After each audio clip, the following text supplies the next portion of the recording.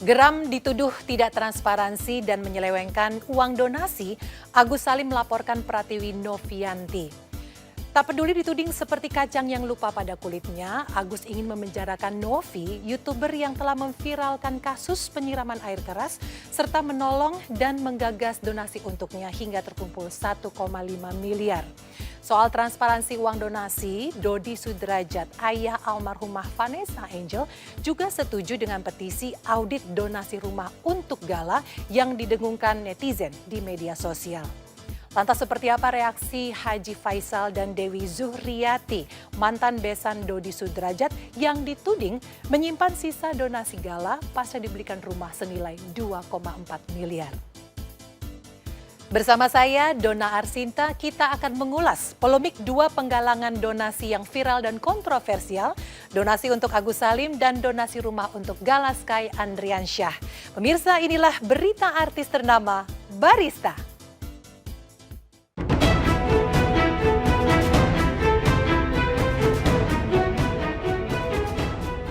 Donasi tak berizin ke Mensos di media sosial lagi-lagi menjadi kasus kontroversial. Penggagas dan penerima donasi ribut gara-gara tidak ada transparansi penggunaan uang donasi hingga berujung laporan polisi. Niat baik YouTuber Pratiwi Novianti membantu Agus Salim, korban penyiraman air keras yang menderita luka bakar permanen dan terancam kebutaan, seolah menjadi bumerang bagi dirinya. Karena Agus Salim justru ingin memenjarakannya. Bersama pengacara Farhad Abbas, kuasa hukumnya, Agus yang sebelumnya mengiba kepada Novi agar bersedia membantunya, justru melaporkannya ke Polda Metro Jaya atas dugaan fitnah dan pencemaran nama baik. Inikah yang namanya drama kacang lupa pada kulitnya? Ataukah keluarga Agus merasa berhak menggunakan uang donasi tanpa campur tangan Novi? Saya itu datang ke rumah Mas Agus tanggal 3. Setelah podcast Oktober. ini ya? Setelah podcast. Nah, saya datang untuk melihat kondisi Mas Agus karena saya dapat laporan beliau katanya depresi, terus dengan kondisi yang sering kayak teriak-teriak, terus sering mengalami emosional yang gak bisa dibantu oleh keluarganya gitu. Ya, saya seperti ini Mbak Novi, bantuin saya. Saya berharap karena masih panjang, saya punya istri, punya keluarga.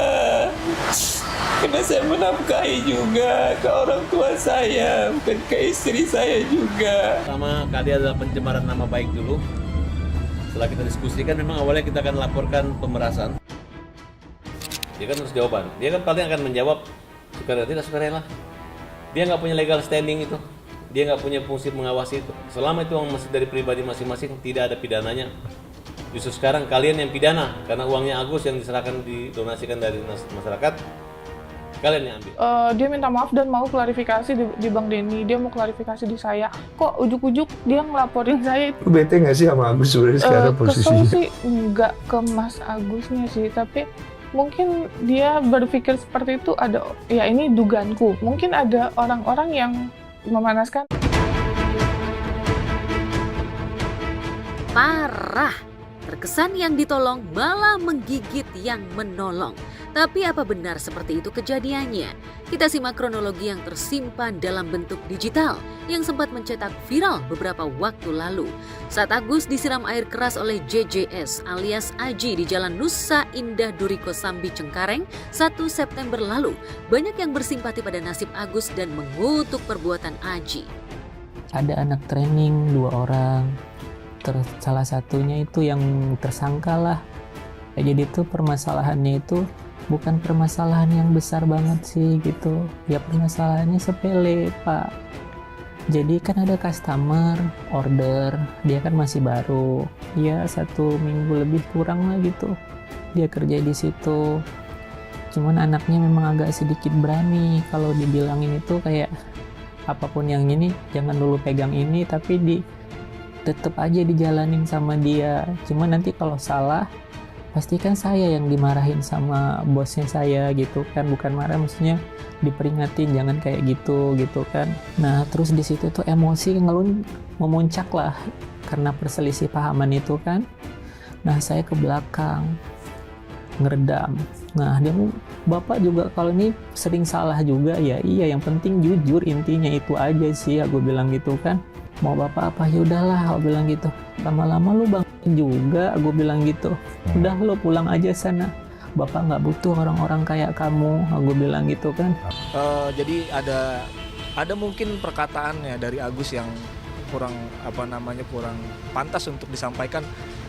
Dan memang poinnya sebenarnya nanti akan lebih jelas di persidangan ya, bicara terkait masalah motif dan lain-lain gitu. Memang ya saya juga nggak bisa banyak komentar terkait masalah sikap Agus terhadap Adji pada saat itu seperti apa. Mungkin nanti akan bisa terang benderang di proses persidangan. Nanti akan keterangan Adji, keterangan terdakwa akan lebih jelas, nanti akan disampaikan semua.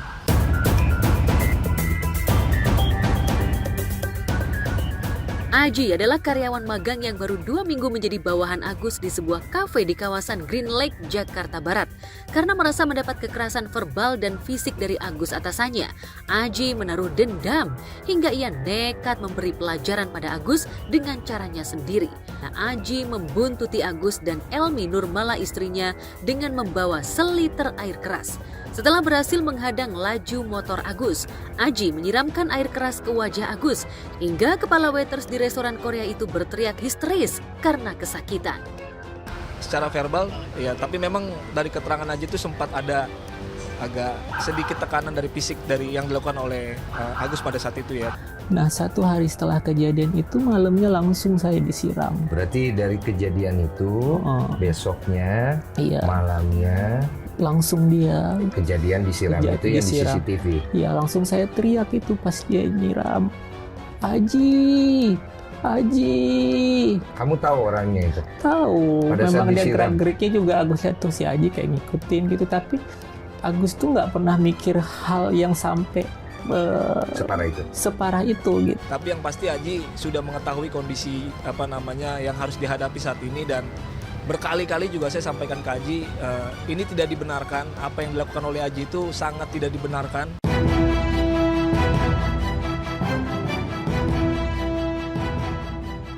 Motif menyiram air keras karena sakit hati atau karena alasan lain tentu saja tidak dibenarkan. Adji diciduk pada 2 September 2024 saat berada di restorannya dan dijebloskan ke Polsek Cengkareng pada hari itu juga. Namun, karena ruang tahanan di Polsek penuh, Adji dipindahkan ke tahanan Polres Metro Jakarta Barat.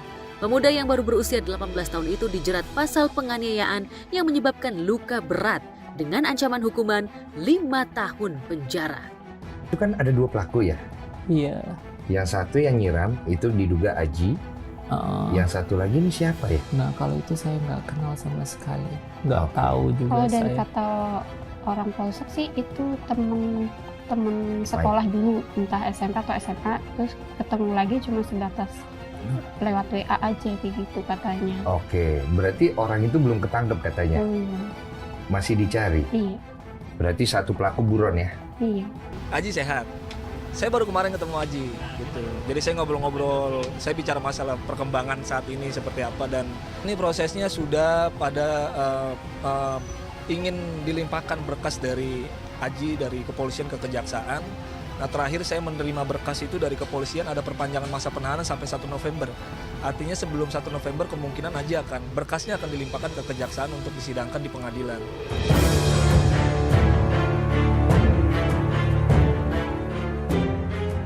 Saat menghadapi kasus hukumnya melawan Adji, Agus tidak didampingi pengacara. Namun, setelah kisruh donasinya mencetak viral, barulah Farhad Abbas mengawal kasus Agus karena alasan kemanusiaan. Saat itu Farhad tersentuh oleh nelangsa yang diungkapkan Agus sambil menangis tanpa air mata karena kedua matanya diperban.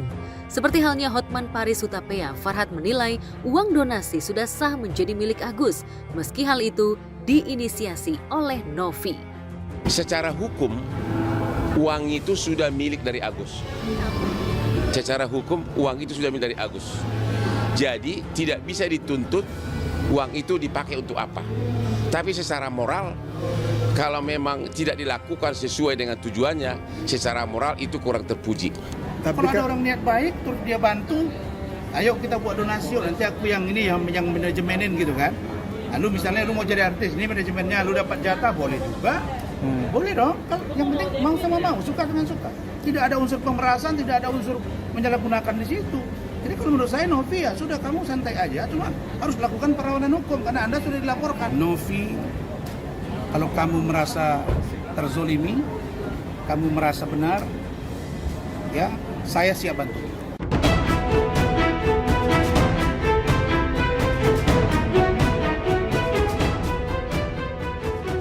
Sempat berusaha dimediasi oleh YouTuber Denny Sumargo dalam sebuah podcast. Namun silaturahmi yang juga dihadiri oleh istri, ayah, dan kerabat Agus itu hanya selesai baik-baik di depan kamera. Di belakang kamera, Agus, Elmi istrinya, serta Wawa kerabatnya berusaha meyakinkan publik dan netizen bahwa mereka adalah pihak yang teraniaya, sudah jatuh tertimpa tangga. Pasca membuat laporan di Polda Metro Jaya, Agus melolong pedih di depan awak media. Ishak tanpa air mata kembali membuncah. Ia merasa dizolimi oleh Novi karena dicurigai menggunakan uang donasi untuk keperluan lain yang tidak ada hubungannya dengan pengobatan. Padahal menurut Agus ia berhak membayarkan utang rumah uaknya sebesar 98 juta. Karena selama ini ia dan istri ditampung di rumah uaknya. Kok ada berita Mbak Novi saya pakai uang buat bayar hutang 100 juta. Saya kaget, itu udah viral. Saya bingung 100 juta dari mana. Saya tanyalah anak saya. Bulan sama Pia. Ya ini udah berita yang gak sedap nih, saya bilang gitu. Mama sampai di DM sama teman-teman katanya makan uang donasi. Saya juga udah cerita sama Mbak Novi. Gak enak gitu. Gak enak banget saya tuh. Padahal Masya Allah saya fokus. Saya ninggalin rumah, ninggalin anak, ninggalin suami, fokus buat si Agus. Kemanapun rumah sakit saya jabanin, itu kalau kesehatan Agus memang saya pikir tanggung jawab saya. Jadi masalah uang 100 juta demi Allah, demi Rasulullah saya nggak tahu. Tapi saya kok heran berita yang tersebar di situ saya bayar hutang. Ada foto saya, Mbak Novi yang expose. 100 juta buat bayar hutang saya, ibu ini. Tahan, itu yang saya tahan Ibu ya. Mbak Novi berpikirnya uang 100 juta itu dipakai buat apa? Emang buat bayar rumah. Jadi anaknya yang Via itu ngomong sama Berarti bukan Mas saya. Gary untuk bayar utang ibunya. Oh, Vianya ngomong begitu. Kenapa uang 98 juta ini malah dipakai untuk bayar rumah? Sebenarnya itu salah tanggapan sih. Gitu. Silakan Gus. Jadi itu kan dia dari awal ngurusin Agus misi Wawa kan, tempat tinggal dari mulai mama Agus, ayah Agus tinggal di situ, makan. Agus berpikirlah di situ kan, karena ya Agus kalau Agus nih jadi Pak Denny nih dapat uang banyak, rezeki lumayan begitu kan, udah berlebihan lah begitu menurut Agus kan. Apa salahnya lah Agus ngebantuin orang yang udah berjuang mati-matian buat Agus gitu kan. Awal itu uang donasi, itu kan masuk rekening Agus. Tetapi saya dan Agus tidak tahu itu bahwasannya itu diawasi. Telanjur basah itu kami gunakan sebagian untuk tempat tinggal kami, karena tempat tinggal pengada. Itulah kami nggak tahu. Inilah kesalahan kami yang membuat kami dihujat. Selama Novi belum menanggapi laporan Agus, bola panas pun menggelinding liar tak tentu arah. Bahkan Denny Sumargo pun kabarnya siap dilaporkan Agus lewat Farhad Abbas karena podcastnya justru memperuncing konflik antara Agus dan Novi.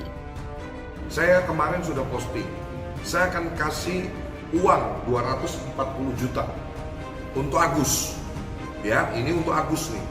Kalau Agus bersedia mencabut LP-nya 7 hari ke depan, terhitung dari kemarin. Kenapa saya kasih waktu? Ya harus, biar cepat, biar dia bisa fokus kepada pemulihan kesehatannya. Yang tukang bansos itu adalah John ya, supaya kalian tahu.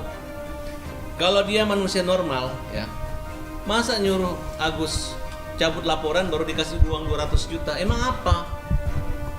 Ya, udahlah, kamu itu nggak usah cari gara-gara sama orang buta. Mana ada orang John, kamu kalau di Agus cabut laporan dikasih sekian, umpamanya contoh. Ya udah nggak usah main-main deh. Nanti bisa berantem, kita nggak ada gunanya loh berantem sama gue gitu ya. Karena kamu tuh kita anggap aja rumput-rumput liar yang nggak penting bagi saya. Ya harusnya Bang Farhad Abbas kan kenal sama saya juga. Mungkin himbauan saya ini bisalah didengar as a friends, as a bestie.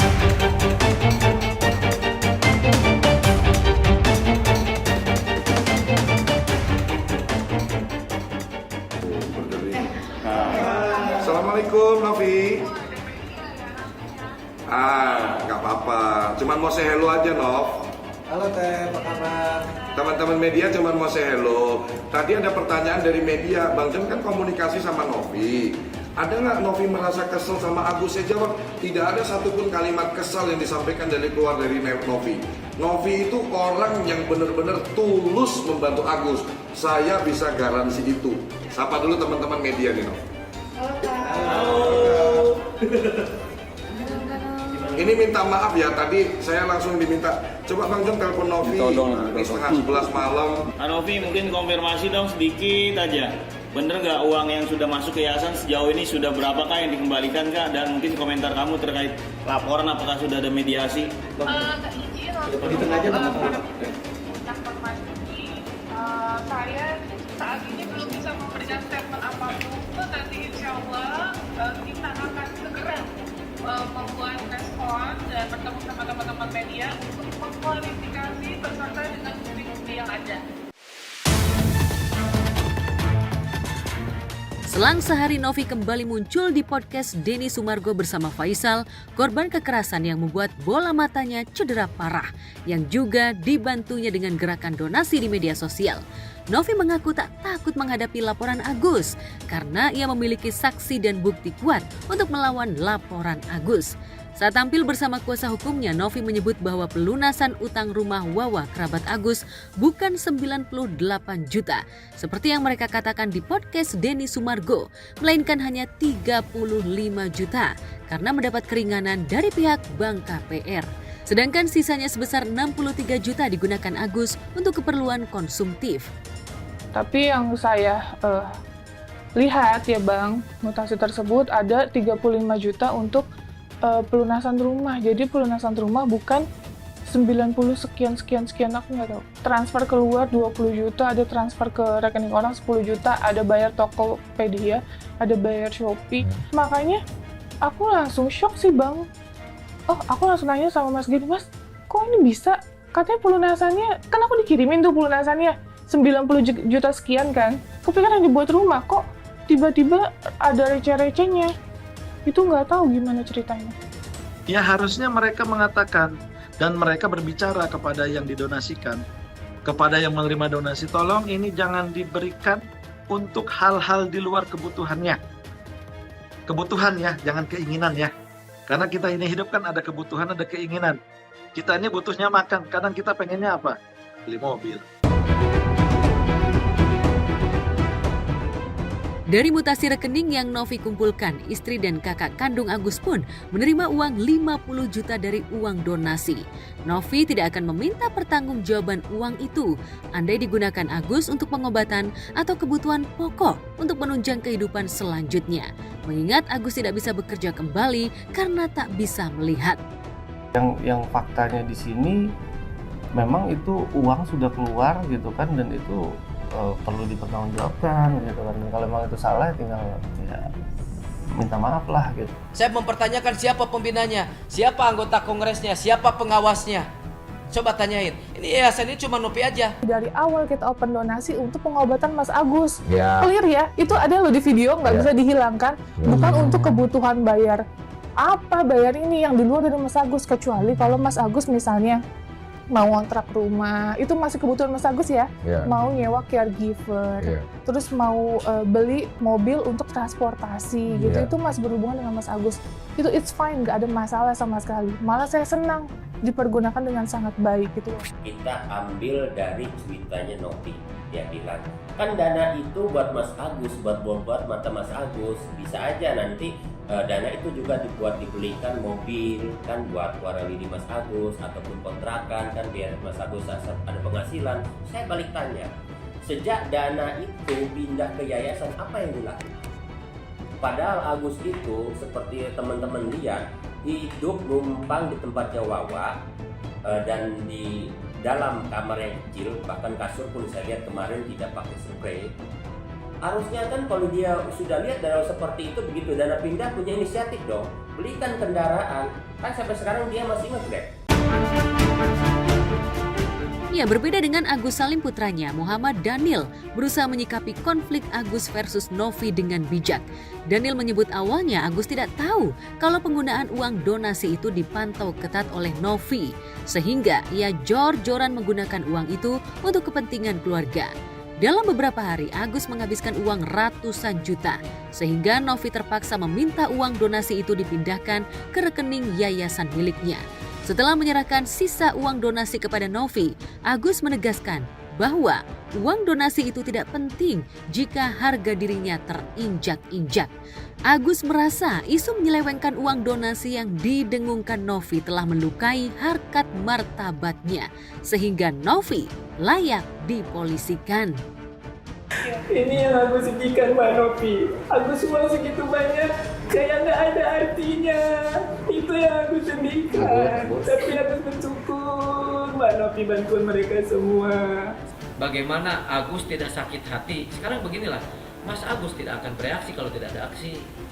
Setumpuk uang pun tidak akan menutupi rasa bangga hati Mas Agus ketika dirinya diinjak-injak harga dirinya. Mas Agus dulu masih kerja di kafe cari uang buat siapa? Buat Mas Agus dengan istri kan, untuk melindungi harga diri istrinya. Jadi beliau punya prinsip setumpuk uang pun tidak akan menutupi rasa bangga ketika kehidupannya lawyernya yang membela sekarang diinjak-injak, diserang martabatnya, ya, dengan penggiringan opini dan sebagainya. Jika tidak penting dan hanya menimbulkan keributan yang melukai harga dirinya sebagai orang kecil, mengapa Agus menginginkan uang donasi itu kembali ke rekeningnya? Jika donasi yang dihelat Novi di media sosial tidak memiliki izin Kemensos, apakah Agus berhak atas uang donasi?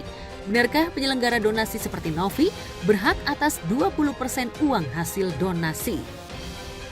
Harta donasi digunakan salah, uangnya ada, masih ada. Yang kemudian itu kenapa dikuasai dan apa legalitas kapasitas daripada Novi sebagai yayasan untuk menggunakan atau merampas uang tersebut walaupun dia katakan penyerahan tidak benar.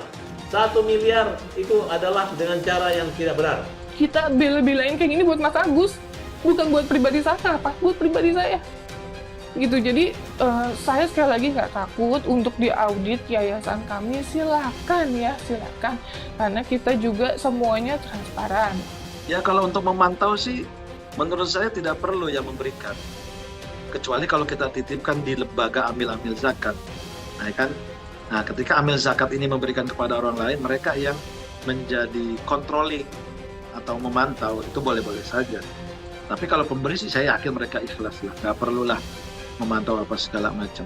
Cuman yang menerima donasi sampai tidak sesuai keinginan dari yang diberikan, tidak sesuai memakai dengan peruntukannya, maka akan menjadi sebuah dosa dan akan diminta pertanggungjawaban nanti di alam akhirat.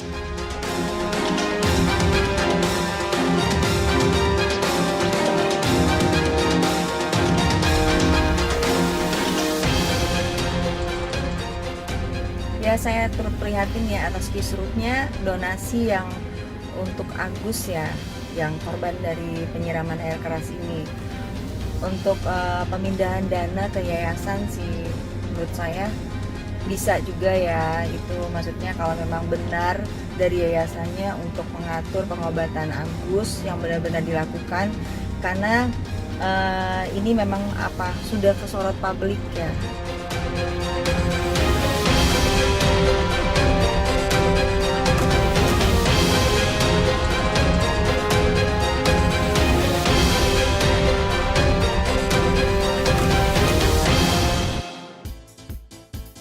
Ribut-ribut soal uang antara Agus Salim dan Pratiwi Novianti membuat sebagian netizen geram hingga menggelontorkan petisi kembalikan donasi Agus. Lantas bagaimana reaksi Novi dan pihak Agus atas petisi itu? Benarkah setelah dihujat habis-habisan oleh netizen, Farhad Abbas mundur sebagai kuasa hukum Agus?